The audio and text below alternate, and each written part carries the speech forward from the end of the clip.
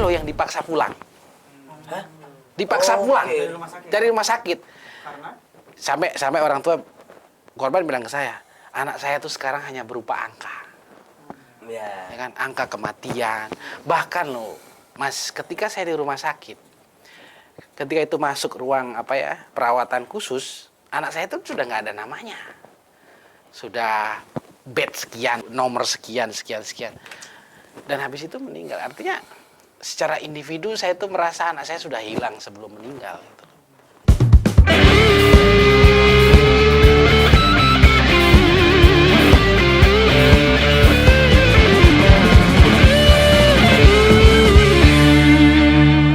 Kita bertemu lagi di sesi yang kedua, masih di Gaspol Ngobrol Gas Pasti Nampol. Kita membahas lagi lebih dalam tentang siapa yang harus bertanggung jawab, masih dalam tema gagal ginjal akut pada anak yang menjadi sebuah duka besar ya untuk kita semua, karena ratusan anak, 190 sekian ya, 199 meninggal dunia. Nah, kita akan bacakan beberapa pertanyaan sahabat Kompas.com yang sudah kita tampung. Yes. Ini yang pertama soal tanggung jawab di Telegram Kompas.com, banyak yang bilang BPOM, Badan Pengawas obat dan Makanan, dinilai seharusnya bertanggung jawab. Ada sekitar lebih dari 5 akun yang menyatakan demikian. ya, ini netizen ya, ini netizen ya, ini ditampung dari Telegram Kompas.com. Mungkin kita bisa tanyakan dulu langsung ya tanggapannya. Apakah benar BPOM ini menjadi pihak yang paling bertanggung jawab? Di sini belah saya sini sudah ada Pak Rizal dari BPKN, Badan Perlindungan Konsumen Nasional, juga Pak Anwar sebagai kuasa hukum keluarga korban. Mungkin saya mau nanya ke Pak Anwar, Pak Awan dulu, sorry. Ya. Di Telegram ini mengatakan bahwa BPOM ini harus bertanggung jawab. Kalau dari tanggapan kuasa hukum, apakah memang BPOM menjadi instansi yang paling bertanggung jawab nih? Ya, di uraian gugatan kami setelah kami telusuri, memang ada kewenangan-kewenangan, tugas dan fungsi dari BPOM ini yang seharusnya dari awal itu sudah ada standar atau protokol untuk mencegah ini terjadi, ya kan? Harusnya seperti itu. Jadi kenapa terlambat? Kenapa kemudian antidotnya itu terlambat? Terus kemudian bagaimana statement-statementnya tidak sesuai satu sama lain? Itu kalau menurut kami setelah kami telusuri itu memang dalam prosesnya tidak pernah menganggap bahwa ini adalah masalah. Sehingga tidak ada standarnya, tidak ada protokolnya. Bayangkan ya, EG dan DEG itu sudah berpuluh-puluh tahun dijadikan untuk mencampur, untuk memalsu. Tapi tidak ada standarnya. Yang katanya bukan ranah kami, padahal itu adalah bahan berbahaya. Justru malah gini loh, ketika ini terjadi, kemudian sampai meninggal ini korban, setelahnya itu dampaknya itu banyak yang berkepanjangan. Misalnya gini, ini ibu yang sudah meninggal anaknya, takut untuk minum obat lagi. Itu sampai jangka lama gitu ya. Bagaimana kalau anaknya sakit, takut dikasih obat. Jadi dampaknya ini sangat besar dan lama. Bukan cuma, jangankan yang korban, kita aja yang mendengar dari jauh ya kan, melihat dari media, itu takut minum obat gitu kan. Jadi apalagi yang merasakan langsung. Apalagi yang merasakan langsung. Ada satu bukti khusus. Jadi ada satu korban itu yang tidak tahu dulu, itu tidak tahu pada waktu itu tidak tahu bahwa penyebabnya adalah sirup. Anaknya meninggal karena gagal ginjal akut. Kemudian dia kasih juga sirup kedua anaknya yang lain. Oke. Ya kan? Ini nggak tahu, ya kan? Dikasih kedua anaknya yang lain, baru kemudian ada rilis-rilis mengenai bahwa ini penyebabnya adalah obat. Langsung dihentikan. Sampai sekarang dampaknya masih ada. Dia harus minum yang tradisional kayak kelapa muda, susu. Tapi yang dua anak yang lain ini enggak. Tapi sampai sekarang lemes dan lain sebagainya. Sempat minum kalau nggak salah kata dia ya, itu dua kali kalau nggak salah. Jadi belum tahu dia minum kan ke dua yang lain gitu loh. Jadi sesuatu yang diabaikan dari awal, yang tadi disampaikan oleh Pak Rizal juga, bahwa seharusnya ini seharusnya ini ada sistem yang sudah mencegah ini. Dampaknya sampai seperti itu gitu loh. Ada ketakutan yang luar biasa dari korban dan masyarakat pada umumnya untuk minum obat, ya kan. Dan ada hal lain lagi, yaitu ketika orang sudah kena gagal ginjal karena keracunan ini, tentunya organ lain juga mengalami dampak yang merasakan dampaknya juga ya, bukan hanya ginjal, artinya gitu ya. artinya bahkan sampai ada yang sudah sembuh tapi harus rawat jalan, harus diperiksa ABCDE, yang itu tidak hanya saat itu, mungkin sampai bertahun-tahun ke depan. Artinya dampaknya juga besar. Nah, satu hal yang menjadi menjadi tanda tanya, kenapa tidak ditetapkan KLB gitu loh. Karena jadi kejadian luar biasa itu penting. Kenapa tidak ditetapkan? Ketika itu sudah ditetapkan kejadian luar biasa, ada peraturan yang memayungi bahwa data korban harus dibuka. Ketika dia KLB. Pemerintah harus full tanggung jawab mengenai pembiayaan, mengenai dampak jangka panjang dan lain sebagainya. Dan kalau ada kejadian lagi, sudah pernah ditetapkan KLB, protokolnya sama. Ya, sudah ada sistem yang akhirnya harus diikuti. Betul. KLB itu Terakhir ketika kita meminta KLB, ya kan? Masyarakat minta KLB, ya kan? Nggak ada sampai sekarang. Bahkan terakhir Kementerian Kesehatan menyampaikan bahwa ini kasus sudah turun, ya kan? Korban sudah tidak ada, yang dirawat juga sudah pulang, ya nggak usah KLB, gitu kan? Padahal KLB itu penting. Hari Jumat kemarin ada satu penyakit yang kena itu di Aceh, polio. Ya. Tiba-tiba hari Sabtunya sudah KLB. Kenapa? Karena ada protokolnya, gitu kan? Nah, kalau ini ditetapkan KLB, nanti suatu saat terjadi karena keracunan ini potensinya besar ke depan. Kalau ada protokolnya bisa langsung KLB. Nah, yang selanjutnya saya ingin mengomentari satu hal nih. Kemarin saya diskusi dengan Kemenkes ya. Jadi dan juga BPOM. Yang pertama dulu nggak ada protokol. Artinya ada keluarga korban sudah mediasi, ketemu di media lah ya, kita diskusi. Ya. Pertama masalah protokol, masalah standar. Sekarang ada istilah lain nih, namanya scientific evidence. Ya kan? Jadi kita itu ada protokol, sekarang belum ada scientific evidence-nya, gitu kan? Bahwa ini adalah disimpulkan bahwa ini adalah keracunan EG dan DEG. Jadi belum ada scientific evidence-nya, sedang proses. Nah, ini kan kami menanggapinya adalah bahwa ini protokol sudah ada loh, internasional standar sudah ada. Kalau ini segera diadopsi dari awal atau segera protokol itu dijalankan, evidence nggak lama-lama amat kok untuk menyimpulkan sesuatu gitu loh. Jadi janganlah kita menggunakan istilah-istilah di mana kita seakan-akan nggak tahu. Kita itu warga negara ini sudah melihat lah.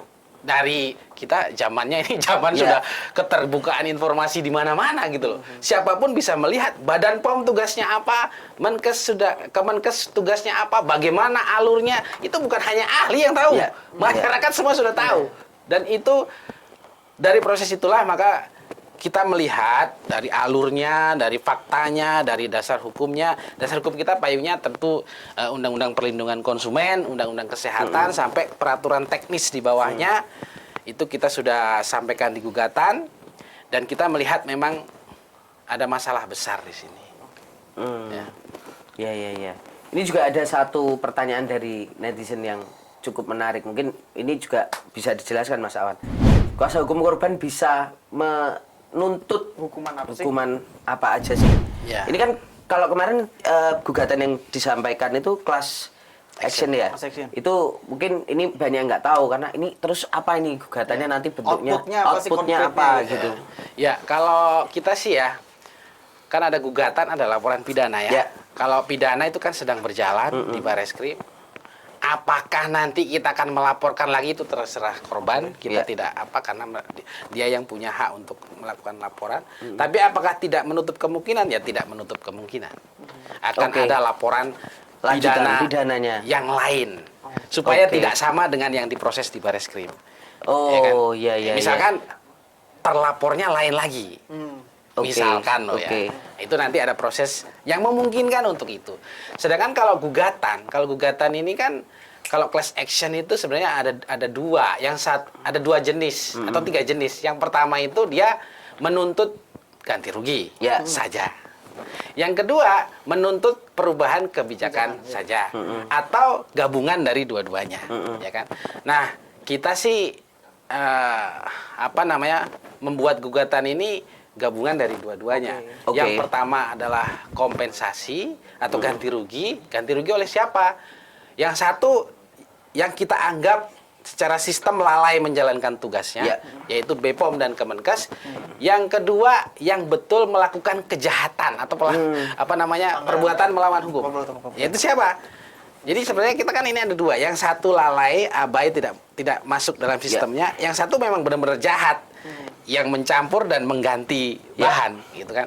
Nah itu kita kompensasi minta ganti rugi kepada semuanya itu karena ada ada rangkaian yang membuat mereka harus bertanggung jawab di situ. Yang kedua, kita mencantumkan betul di situ di gugatan kami di Posita dan Petitum bahwa kita meminta khusus bahan bahaya EG dan DEG itu dicantumkan dalam setiap proses pembuatan obat, baik itu di CPOB atau apapun nanti yang di sistem yang di internal di BPOM dan perusahaan farmasi. Plus terutama bahan berbahaya itu betul-betul diterapkan proses pengawasannya. Itu di salah satu di petitum kami sampaikan seperti itu. Jadi tidak ada hukuman pidana, kan ranahnya pidana. Itu lagi digarap di Bareskrim ya, lagi berproses di sana. Ya. Nah Pak Rizal, ini tadi pertanyaan atau pernyataan dari netizen. Wah ini kan BPOM bertanggung jawab. Kalau dari pandangan BPKN sendiri, apakah iya atau masih seperti apa gitu Pak? Iya, Mas Tatang, dalam hukum perlindungan konsumen, doktrinnya itu ada satu doktrin dalam perlindungan konsumen, strict liability ya. Strict liability itu apa? Tanggung jawab yang diemban oleh seluruh pihak yang berada dalam rantai proses kegiatan, kejadian. Oke. Nah, itu kalau tadi apakah ini Badan POM atau bukan, atau ya spekulasi dugaan itu beredar ya di publik. Dan kita juga belum bisa memastikan ya, tetapi bagi kami di tim pencari fakta BPKN bahwa seluruh pihak yang beririsan dengan rantai proses ini harus bertanggung jawab. Oke. Seluruh pihak yang nanti ketika kita menemukan kesalahan itu ada di mana dan diputuskan, maka itu harus melakukan tanggung jawab. Jadi harus ada penanggung jawab, dan tidak satu atau dua, tapi seluruh rantainya. Karena ini tidak melibatkan satu entitas, mulai dari bahan baku sampai itu beredar di retail, di masyarakat. Jadi dalam konteks ini bagi kami semua harus ada yang bertanggung jawab dalam rantai dengan mungkin proporsional, tanggung jawab yang proporsional, dan kalau tadi dari sisi pidana, Bares Polisi sudah menetapkan 4 tersangka. Kalau itu terbukti benar, maka itu yang dilakukan oleh 4 perusahaan yang ditersangkakan ini kejahatan kemanusiaan. Pak Rizal tadi mengatakan bahwa semua pihak harus bertanggung jawab, dan ini mungkin tidak bisa dilepaskan dari BPOM gitu ya, sebagai satu harus bertanggung jawab lah karena atas kejadian, karena kita lihat bisa juga masyarakat mungkin nanti ke Badan Perlindungan Konsumen, ngapain aja badan BPKN ini, kalau enggak ya gugat, nggak apa-apa, karena ya porsi kami juga ada. Sehingga tadi ada konsumen yang tercederai. Tapi kok dalam hal ini BPKN melihat ada semacam kesan lempar-lempar tanggung jawab nggak sih Pak? Ya kalau kita ngelihat ya gestur entitas di publik ada seperti itu dan diskusi tapi kami nggak akan masuk pada spekulasi itulah. Kenapa kami coba mengurai dengan hati-hati, mengumpulkan tadi ya tidak scientific evidence, tidak scientific evidence. Tapi bukti-bukti itu gini, data yang dirilis, ucapan yang disampaikan itu kita coba kumpulkan, karena ini pasal-pasal untuk melihat argumentasi secara utuh ya. Oh itu yang masih ya dicari dulu lah seperti itu. Tapi kalau dari sisi Pak Awan, ketika melihat tadi bahwa kasus ini terjadi, ada teman-teman dari pihak korban selalu melihat bahwa ada semacam mekanisme yang lalai, Terlewat ya. terlewat prosedur-prosedur yang kemudian dilewati. Berarti bisa juga kita katakan bahwa sebenarnya ini ya masyarakat kita, konsumen kita itu sebenarnya juga sangat rentan sekali ya karena Dalam posisi terancam lah. Betul. Jadi bayangkan ya, saya baca itu ada peraturan khusus Menteri Kesehatan tahun 1996. Itu mengatur tentang bahan berbahaya dan penanganannya. Itu ada 300 lebih bahan berbahaya. ya Nah, terus kemudian tahun 2016 itu sudah diharmonisasi, itu sudah banyak sekali ribuan bahan berbahaya yang ada LDK-nya. Di situ kita bisa membayangkannya, hanya 2 saja, 2 bahan berbahaya, itu dapatnya seperti ini kalau tidak terjadi pengawasan. Bagaimana bahan berbahaya yang lain? Nah, ini kalau menurut saya memang harus ada upaya yang progresif, aktif dari badan pengawas untuk segera melakukan membentuk sebuah sistem yang bisa mengamankan itu semua. Karena gini loh, karena bahan berbahaya ini selain juga berbahaya, dia juga tadi disampaikan ada diduga ya, kita nggak menelusuri itu, tapi diduga ada keuntungan gitu kan. Jadi ini kan saling bersinggungan ini. Padahal ini bahan berbahaya. Bahan berbahaya itu tidak boleh disinggung dengan kepentingan yang lain. Kepentingan nomor 1 ada kepentingan nyawa, ya kan? Kepentingan kesehatan manusia, ya kan? Baru kepentingan yang lain. Nah, ini sangat rentan tadi memang betul sekali. Bayangkan ada ratusan bahan berbahaya yang seharusnya itu tadi, ya kan, kita melihat bahwa itu sudah dilakukan kan. Ini orang isi BPOM atau Kementerian Kesehatan kan isinya para ahli ya. Para ahli ya yang harusnya tahu betul tentang jenis ini berakibat ini, yang ini sering digunakan oleh industri dan sebagainya. Jadi ya kita melihat ini fatal sekali, sesuatu yang sudah ada, yang sudah diketahui, yang sudah ada studinya, yang peraturannya ada, tapi tetap saja terjadi gitu loh. Dan korbannya itu sebagian besar korban yang kita datangi itu menengah ke bawah. Oke. Ya, kita yang ada di di Depok, di Tangerang itu kita ke rumahnya itu ya, dan sama sekali sampai sekarang tidak ada uluran lebih dari pemerintah atau belum diputuskan atau tapi sampai sekarang belum ada, entah itu bentuknya. Tentunya ini kan nyawa ya. Anak ini sudah dirawat dari mulai sebelum dilahirkan, ya kan? Dari periksa ke dokter sebelum dilahirkan sampai lahir, balita ya kan, susu dan lain sebagainya, itu kan orang ini kehilangan besar loh. Dan ini bukan karena dia kena penyakit yang genetik dari dia loh. Dia itu tadi disimpan BKN ini keracunan loh. Sirup, Dari secara sistem ada loh yang bertanggung jawab. Tapi sampai sekarang nggak ada. Berarti Ini untuk korban-korban yang meninggal yang ke Pak Awan, dan juga mungkin untuk korban yang kemarin sempat dirawat itu sama-sama belum mendapatkan kompensasi dari pemerintah atau hanya atau untuk kerohiman atau apalah istilahnya ya. Tapi sampai sekarang nggak ada. Ataukah masih dirumuskan menunggu scientific evidence, saya nggak tahu ya.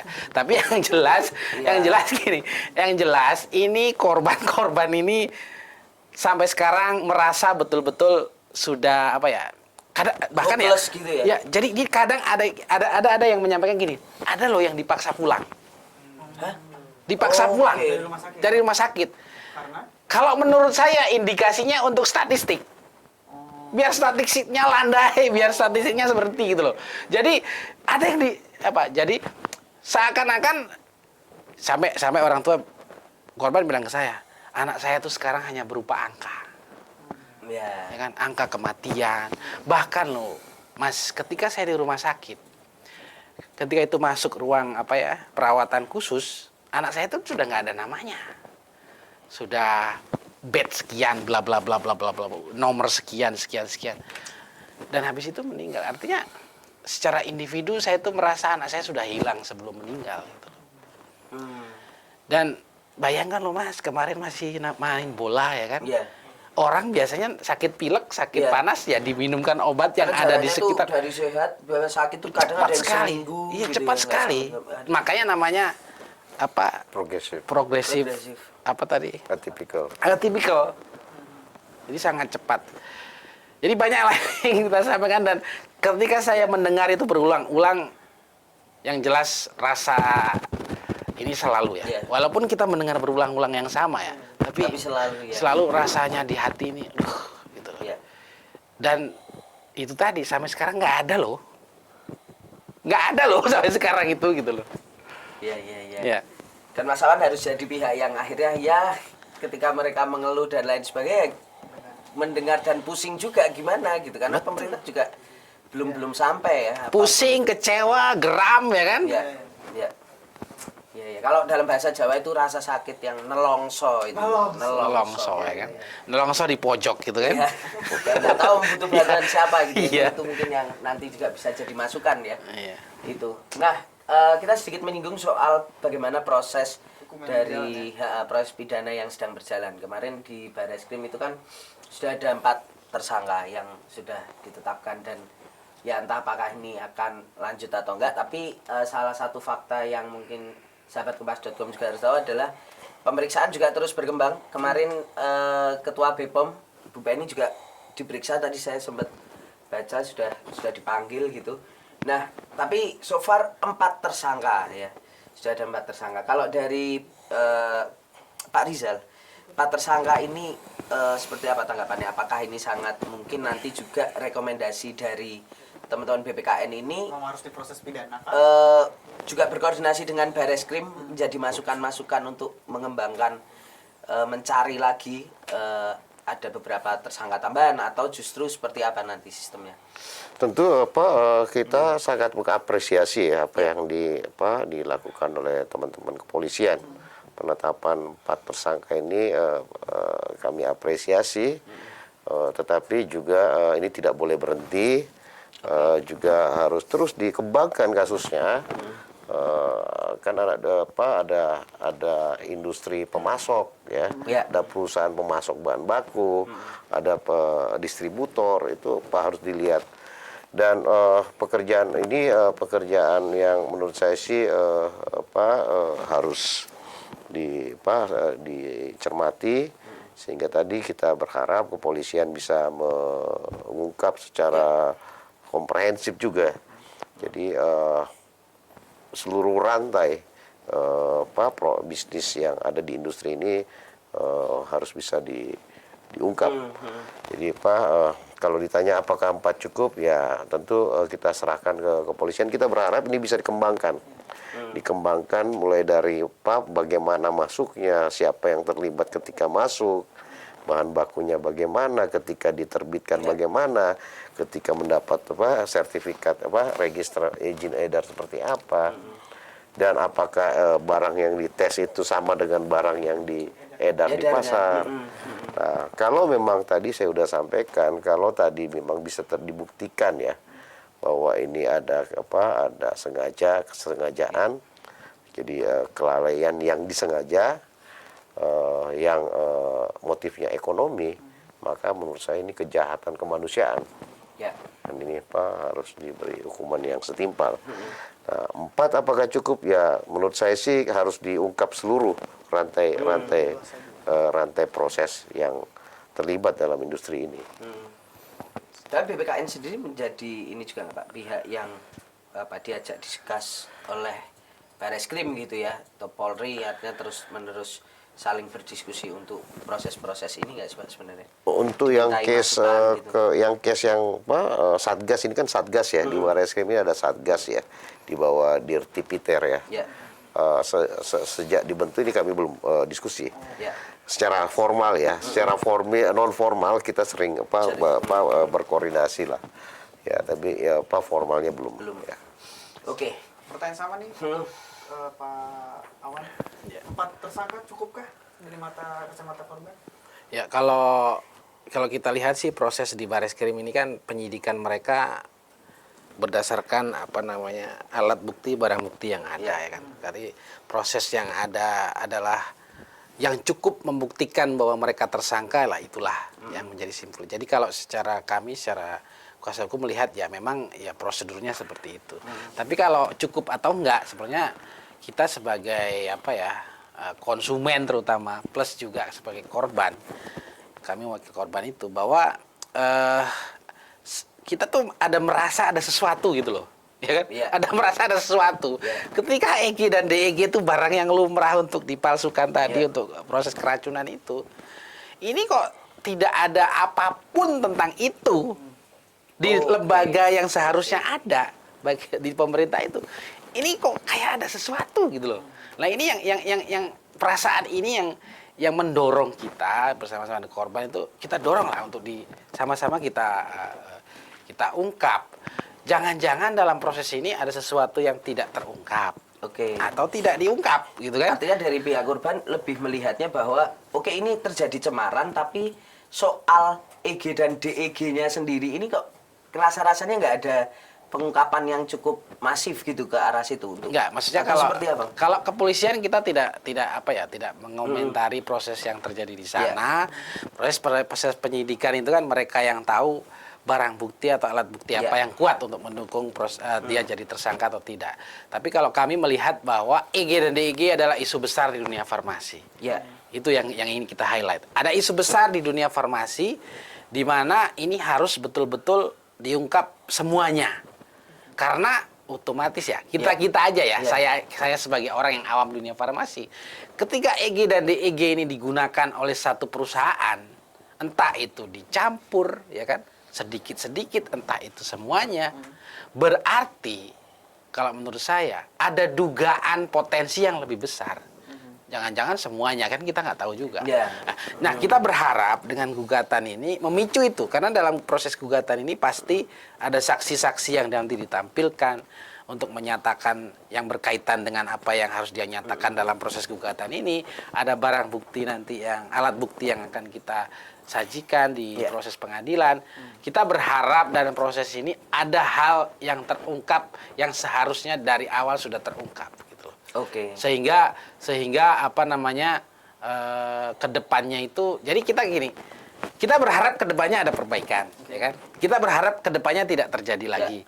Tapi kalau tidak dilakukan ya pasti terjadi lagi, gitu loh. Jadi kalau ini kita harap tidak terjadi lagi, ke depan tidak ada keracunan.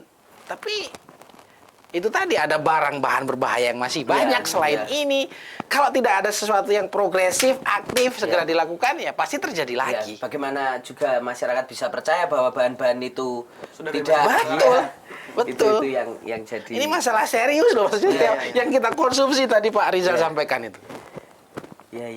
Wah, ini cukup pelik juga ya. Pelik ternyata. Tapi semoga Nggak bisa nanti dianggap setiap langkah-langkahnya itu bisa inilah tercapai. Nah, Mas Wawan, untuk keluarga korban sendiri yang kemudian menitipkan kuasanya kepada Mas Wawan, apakah sudah ada yang juga dipanggil oleh Jadi saksi gitu. Iya, pihak kepolisian untuk diperiksa sebagai saksi untuk mengungkap kasus ini? Ya, saya sih sadar bahwa dalam proses keracunan ini korban adalah di paling ujung, ya kan? Ya. Paling ujung. Dalam proses ini kita sadar bahwa korban tidak ada di situ. Ya. Korban tidak ada dalam pembuatan obat, Ya. ya kan? Mungkin korban adanya bahwa dia minum, gitu kan? Ya. Jadi memang apa namanya jadinya sampai sekarang tidak dipanggil sebagai saksi. Ya kita sadar karena prosesnya memang seperti itu. Tapi harapan kami tidak hanya menyasar bahwa ini adalah sebagian kecil dari pelaku industri farmasi dan pelaku industri kimia. Artinya jadinya lokalisir itu, gitu kan. Kita harapan kita janganlah kalau memang ini lokalisir, ya kan.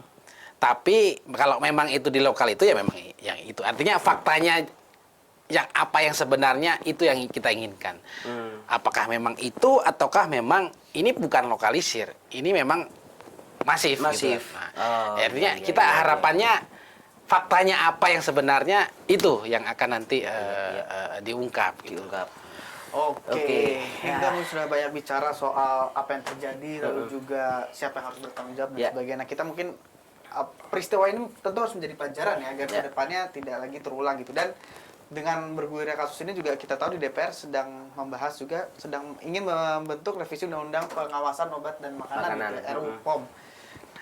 Mungkin tidak bisa dilepaskan adanya RUU POM ini dengan kasus yang terjadi kemarin. Nah, kalau dari keluarga korban melihatnya seberapa urgennya sih adanya pembentukan undang-undang POM ini, dan apakah akan efektif untuk mencegah terjadi peristiwa ini terjadi lagi? Ya,